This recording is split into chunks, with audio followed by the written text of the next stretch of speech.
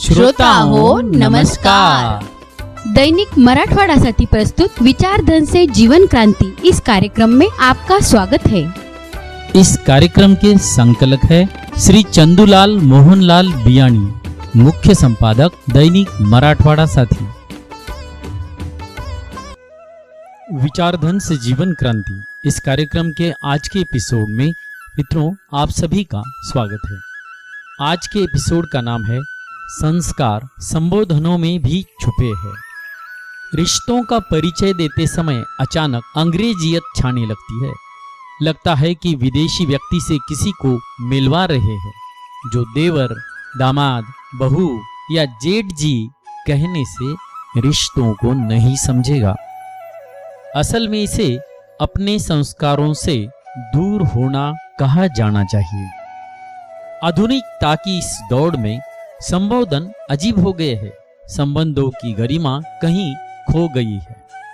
आज से कुछ समय पहले दामाद को कुंवर साहब, लाला जी, दामाद जी आदि संबोधनों से पुकारा जाता था। इसी तरह पहले घर की बहुओं, खास तौर पर जेठानियों को उनके शहर के नाम से, जैसे दामोह वाली, सिवनी वाली दीदी से संबोधित किया जाता था।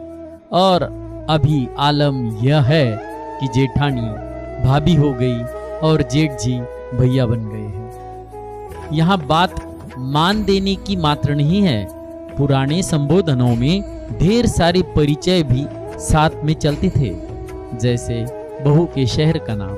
इसी से उसके साथ सदा उसकी जड़ें बनी रहती थी। मेरे बाबू ने खाना खाया कि नहीं वाला मौजूदा दौर पति को इन्हें उनके कहकर पुकारने पर हंसेगा, लेकिन घर के बड़ों के बीच सोना जानू कहना भारतीय सभ्यता में तो आज भी अजीब लगेगा।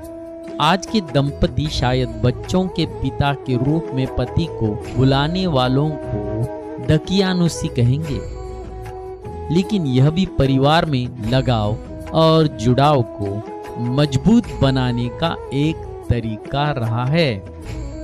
बेटी बेटे के नाम से एक दूसरे को बुलाने वाले पति पत्नी के बच्चों को परिवार की अहमियत शुरू से मालूम होती है। कुछ समय पहले तो हर घर परिवार में 2-3 बच्चे होना आम बात थी और ज्यादातर लोग संयुक्त परिवार में रहा करते थे। जाहिर है तब बच्चे चाचा चाची, बड़े पापा या ताऊ जी, बड़ी मम्मी, बड़े ताऊ जी, छोटे चाचा को जानते थे।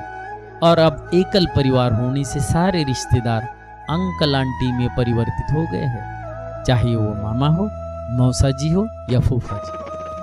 संबंधों के बारे में आज के बच्चों को बताना होता है कि ये तुम्हारे बुआ के पति है तो तुम्हारे फूफा जी हुए ना, न कि सागर वाले अंकल। दुनिया के दूसरे देश अपने घर में पति पत्नी या परिजनों को किस नाम से संबोधित करते हैं, इसकी नकल हम भी करें ये जरूरी नहीं है। आज देवर को ब्रदर इन लॉ कहकर परिचय करवाया जाता है। देवर कहना पिछड़ापन लगता है, जबकि सच तो यह है कि अंग्रेजी में यह संबोधन जीजाजी के लिए भी है और जेठ जी के लिए भी है। पुरुषों के मामले में यही नाम साड़ भाई का भी है, साले साहब का भी और खुद अपने जीजाजी का भी।